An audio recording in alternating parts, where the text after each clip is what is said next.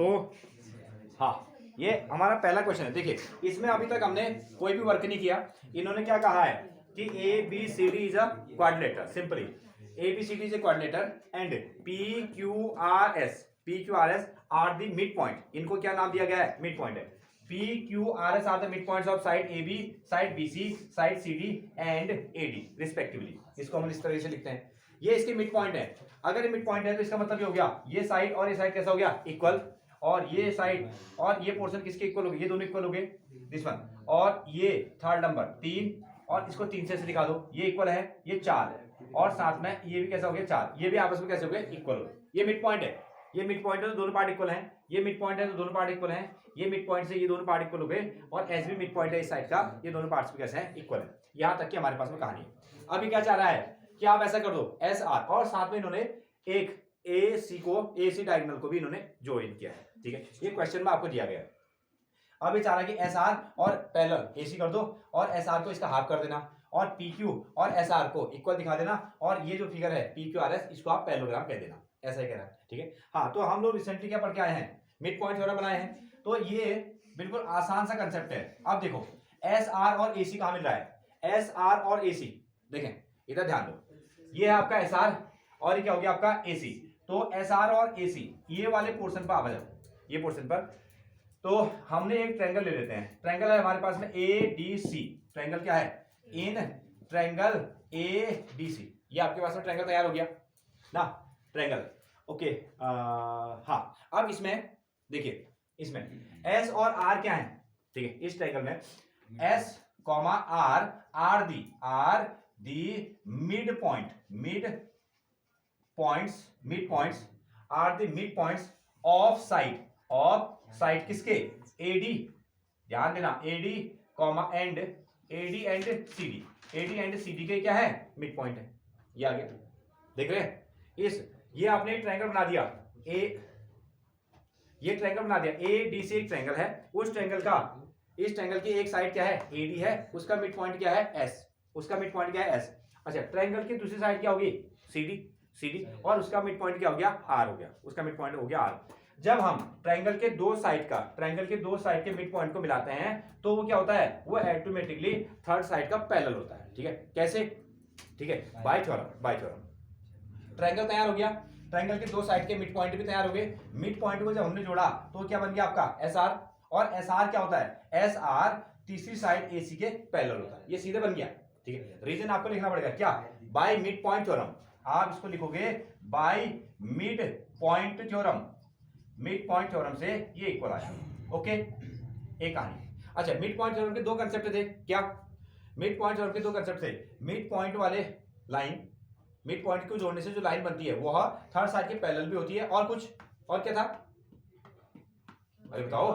हाँ, हाफ होता है, ठीक है। ये इसके पैरेलल भी होता है, और एस आर ये क्या होता है? इसके हाफ भी होता है। ये कहानी भी आपको मिल गई। S R equal to half of A C, और साथ में S R parallel to A सी।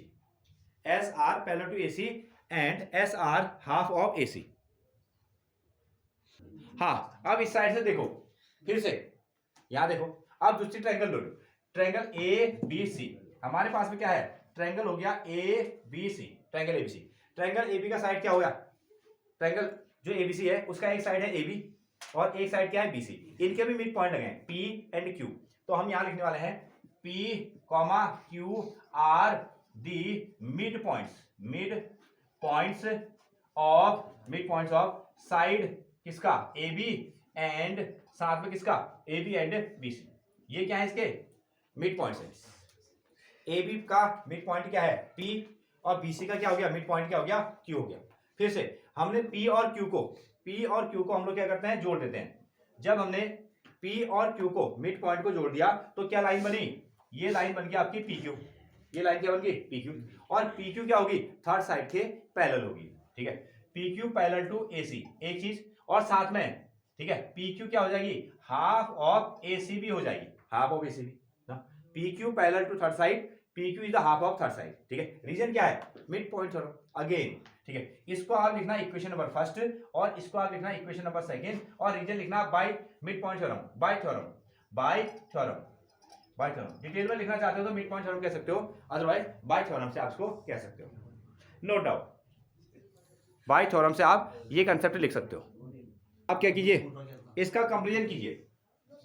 थोड़ा सा हम लोग इसको यहां से हटाते हैं। तो एक पोर्शन तो आपने बना दिया, यस, एक पोर्शन आपने इसको प्रूव कर दिया।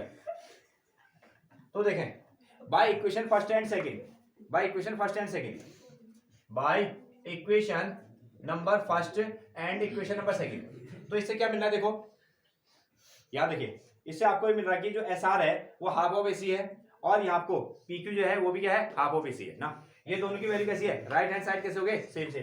तो इसका मतलब क्या हो गया, इसका मतलब जो पी क्यू है, जो पी क्यू है वह एस आर के इक्वल हो गया। P Q is equal to कितना, एस आर। आप चेक कर लो, राइट हैंड साइड दोनों का कैसा हो गया, सेम सेम। तो लेफ्ट हैंड साइड भी क्या हो जाएगा, सेम। तो ये हमारा दूसरा क्वेश्चन प्रूव हो गया, ये हमारा दूसरा क्वेश्चन भी क्या हो गया, प्रूव हो गया। अगेन तो इसको हम लोग यहां से हटाते हैं। हाँ अब इसमें आइए, तुम इसमें ये वाले कंसेप्ट में आइए, देखो ठीक है, ये तो इससे बन गया। जो दूसरा वाला क्वेश्चन था इस वाले से बना, इसमें फोकस करो। एस आर किसके पैरेलल है, एस आर पैरेलल है किसके, एसी के, और पी क्यू किसके पैरेलल है, एसी के। तो ये दोनों भी आपस में क्या हो जाएगा, पैरेलल हो जाएंगे। तो फाइनली तीसरा result S R parallel to which is P Q, S R parallel to P Q. जो ये आपका एस आर है वो क्या है, पी क्यू के पैरेलल हो गया। यहां देखो इसमें एस आर पी क्यू के इक्वल भी है, एस आर पी क्यू के इक्वल भी है, और एस आर पी क्यू के इक्वल भी हो, सॉरी इक्वल भी हो गया, और साथ में क्या हो गया, पैरेलल भी हो गया, पैरेलल भी हो गया। अब तुम कहोगे इसको पैरेललोग्राम कैसे कहें, जो काम हमने यहां से किया, जब हमने इस पर डायगोनल लगा दिया, जब हमने इस पर डायगोनल ड्रॉ किया तो क्या बना, ये और ये साइड आपस में पैरेलल आ गए और इक्वल भी आ गए। हाँ अब तुम ऐसा भी कर सकते हो, जब आप डी और बी और डी डायगोनल को मिलाओगे, बी और डी को मिलाओगे, तो तब क्या हो जाएंगे, ये भी आपस में पैरेलल और इक्वल हो जाएंगे।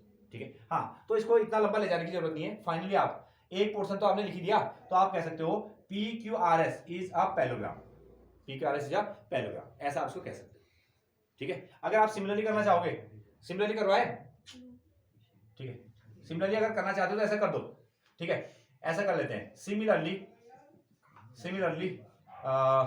यहां आपको आप लिखना, हमारे पास में क्या था, ऐसा ना, हाँ पी क्यू, ऐसा लिखो, P Q is equal to कितना, पी नहीं सॉरी मिस्टेक, आर क्यू ना, ऐसा बनेगा, R Q equal to, R Q parallel to S P और R Q equal to S P, ऐसा बनेगा सिमिलरली। ठीक है, और फाइनली लिख दो आप इसको, ए बी सी नहीं क्या है, पी क्यू आर एस, जो हमारे पास में क्वाड्रिलेटर है, quadrilateral P Q R S is a parallelogram, ये क्या बन जाएगा आपका, पैरेललोग्राम बन जाएगा, नो डाउट।